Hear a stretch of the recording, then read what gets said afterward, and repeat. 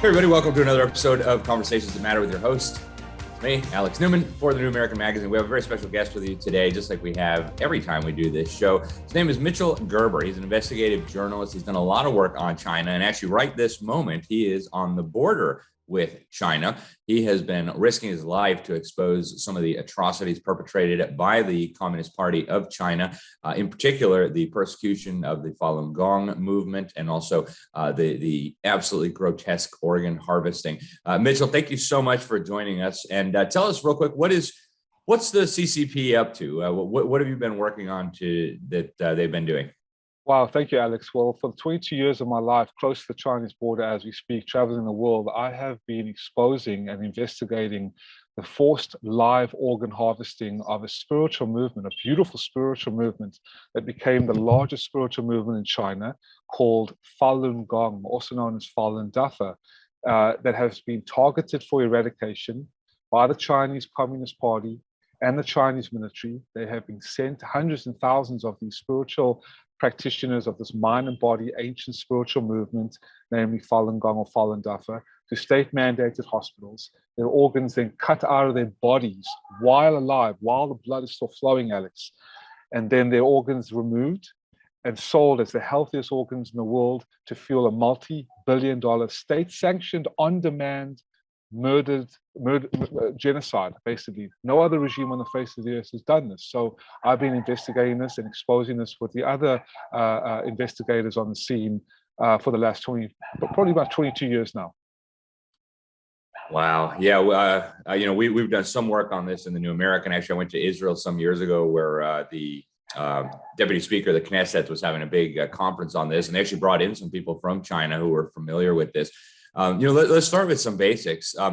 First of all, what's the purpose of the organ harvesting? Is this just a money-making machine, or is it just part of intimidating the Falun Gong? Why the organ harvesting? Why the barbarism? Well, that's a great question. To understand how this mass murdering regime is getting away with this kind of organ harvesting genocide is to understand that there is no limit, Alex, to how far the Chinese Communist Party will go to wipe out something or someone. So when the Falun Gong became the largest spiritual movement in China, 1 out of every 12 Chinese national citizens were practicing these slow-moving exercises with a philosophy of being truthful, compassionate, and tolerant. So the mindset was just amplifying and the body was following it in health. And the communist regime did an investigative medical research procedure in sharing the results of this health efficacy to the CCP's president or ministry of dictatorship, Jiang Zemin, in the early 1990s, who hated that he couldn't control the amount of people practicing this, outnumbering the number of people in the Chinese Communist Party membership by 30 million people. So not only did he despise Falun Gongs because of its outrageous popularity in China, but he wanted to kill them for their organs and make a massive amounts of money off this and fueling a multi-billion-dollar business off these organs. Wow. And so, the Communist Party of China has claimed a few times that this is a conspiracy theory, that it's anti-China propaganda, that it's racist people complaining because they don't like Chinese people. But that's not the case. You've got evidence showing that this is really happening. 52 pieces of evidence. I actually brought a coalition to the British Parliament and a child trafficking court in London about 2 years ago with David Kilgour, who just passed, unfortunately, from a liver disease or a lung disease. David Kilgour, David Mattis, and Ethan Gutman, as well as Dr. Enver Tohti. And they have been on the scene and on the case with their books, with their evidence, for at least 20 years now, exposing this. It's been, all the world governments know about this. And we actually have counterintelligence agents that have come out, doctors like Dr. Enver Tohti, who did forced organ harvesting on live prisoners of conscience. So there's absolutely no doubt that this is going on. And I have a couple of clips to play for you soon enough for your audience. But the websites, the coalition to investigate this, it's all there, black and white, irrefutable beyond a reasonable doubt. Yeah. David Kilgour, for those who don't know, he was the Assistant Secretary of State for the Canadian government for the Asia Pacific region, and probably one of the most outspoken individuals in the world on this, gathered all kinds of evidence along with some others. And we actually interviewed him several times for the New American here. He's one of the first people that I talked to about this, and highly credible individual. Mitchell, let's go ahead and roll some of those clips real quick before we go to break. So let's roll the first. Do you want to tell us what we're going to see, and then we'll go into this? Absolutely. Well, for the skeptics out there, this is from the Human Rights Council. This is Habib Sadid from the China Tribunal with Jeffrey Nice-QC, who was the former prosecuting attorney for Slobodan Milosevic. They unanimously came together, called the China Tribunal at chinatribunal.com, to expose this. So here's the first clip for the skeptics out there that this is irrefutable and this is taking place.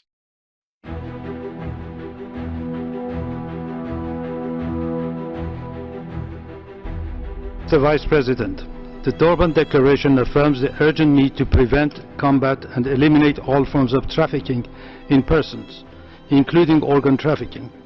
China Tribunal, a people's tribunal chaired by Sir Jeffrey Nice, considered all available evidence and concluded that forced organ harvesting from prisoners of conscience, including the religious and ethnic minorities of Falun Gong and Uyghurs, had been committed for years throughout China on a significant scale, and that it continues today.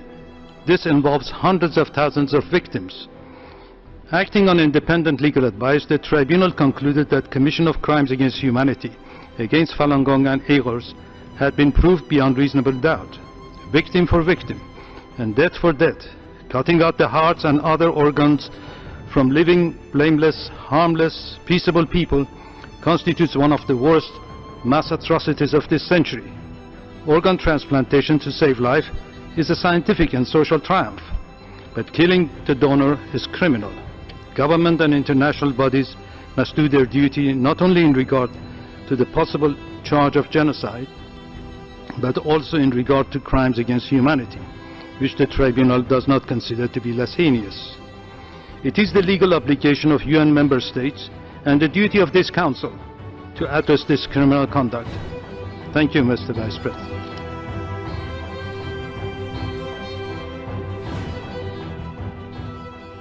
All right, wow, that was powerful. Now you have one more clip you wanted to show before we go to break. What are we about to see? This is from an award-winning documentary, Alex, 18 award-winning documentary called Hard to Believe, talking about that this is going on. And actually, at the end of it, shows a doctor that has been investigated. All the investigators, about 17 different phone calls, were targeting the presidents, the directors, and the doctors committing this forced organ harvesting. So take a look at this. By 2000, Falun Gong practitioners were disappearing into labor camps in mass numbers. At the same time, Chinese hospitals began promoting their organ transplant expertise. I'm David Matus, and with me is David Kilgore. We've been asked to investigate allegations that there has been harvesting of organs of Falun Gong in China. David Kilgore is a former member of parliament and former cabinet minister for Asia Pacific, and I'm a Winnipeg lawyer doing immigration, refugee, and international human rights law in Winnipeg. And we have now done our investigation, and we're producing this report. And I didn't know whether it was true or not, and so my task initially was to try to figure out a way of approaching the issue so that I could either prove it or disprove it and not just walk away and say, I don't know. The number of executions in China varied widely depending on who was counting. But Matus says no matter which number he used, the number of executions and the number of organs didn't add up. The transplant volumes increased substantially after the persecution of Falun Gong began. And I mean, there's a lot of other evidence, but the most likely explanation for the increase is the Falun Gong. We pursued every investigative trail we could find. In the report, you will see that there are 18 different avenues of proof and disproof we considered and evaluated. Our bottom line conclusion, after considering everything as best we could, was that the allegations are true. We believe them to be true, that this harvesting is indeed happening. Matus says what made Falun Gong organs especially attractive was the practitioners' healthy lifestyle. They do not drink or smoke. On many of the recordings of phone calls made to more than 100 Chinese hospitals, doctors assure callers that transplant organs are from healthy Falun Gong practitioners. 都是那种健康的法轮功是吧？健康的法轮功。对，肯定是学得好的才能做完，因为这种东西做了要保证质量的。那是都要像你们都要做监狱去自己去挑选是吧？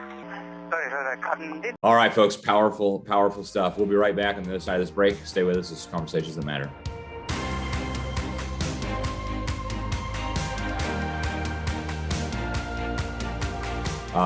We saw some really powerful stuff in the last segment, Mitchell. What should people be doing about this? I mean, there's not really a lot of ways for people to influence the Communist Party of China, but as just decent human beings, it's hard to know that this is happening.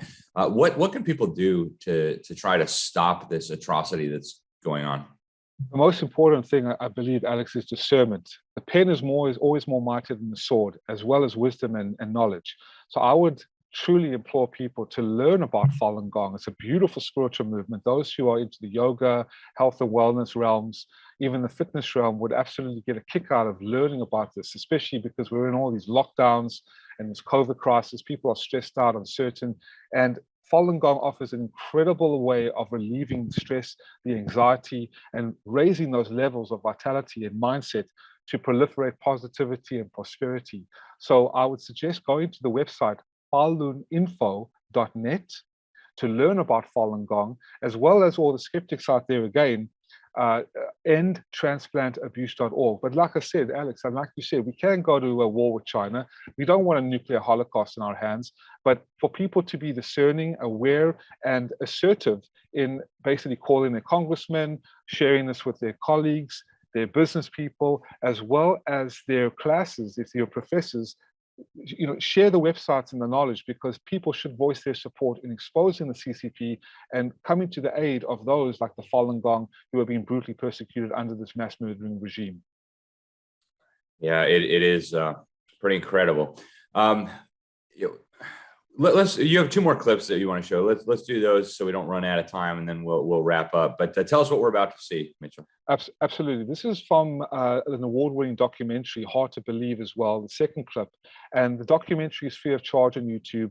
This is also sharing about what is actually going on, and the testimony from the doctor, surgeon turned bus driver from China, who actually did a forced organ harvesting on a prisoner of conscience and then fled to London to tell about it. One of the worst crimes in history began taking place in hospitals throughout the country as organ transplants suddenly began to skyrocket. We've been asked to investigate allegations that there has been harvesting of organs of Falun Gong in China. Our bottom line conclusion, after considering everything as best we could, was that the allegations are true. I began conducting comprehensive interviews with medical professionals, Chinese law enforcement personnel, and over 50 refugees from the Laogai system. But I estimate that 65,000 Falun Gong were murdered for their organs from 2000 to 2008. Essentially what organ harvesting means is they're taking Falun Gong practitioners literally like cattle, holding them in prison camps, testing their blood and other vital organs, and when someone comes into the country that needs a heart, a liver, a kidney, they find a match, they take the Falun Gong practitioner, extract their organs, of course killing them in the process. People who are expecting this to sort of just be solved naturally by all we have to do is sit back and they'll fix it, this is wrong. The West has to take a role. And the one role the West can do is say, these are our values. We cannot go beyond this. There are certain lines we can't cross. This is a red line. That's an absolute red line. Enver Tohti, the surgeon turned bus driver, says it's been 20 years since he removed the organs from that live prisoner. It remains a mystery why so few people have ever heard about the thing he says he cannot forget. This is my experience. This is a real, true story. If you keep silent, this tragedy will continue. And people, they just don't want to touch this evil. Because if you touch this evil, maybe at the end of the day, you may not be able to tackle this the consequences. That is my guess. Wow, that's some powerful stuff, Mitchell. And you have one more clip that you wanted to show us. I mean, this is just heartbreaking stuff, but walk us through what we're about to see. Absolutely. Well, before our offices got shut down where I am, we did a clip. Forgive me, there's two words that were a little bit typoed because I was working with Vietnamese and Chinese people. But It's called The Genocide of a Lifetime. And the clip actually shows that this is not a cult, this is not a terrorist group, this has been demonized and brutally persecuted. And Falun Gong has actually stood the test of time in their decades of courage to expose evil, stand up righteously and peacefully against this mass murdering regime.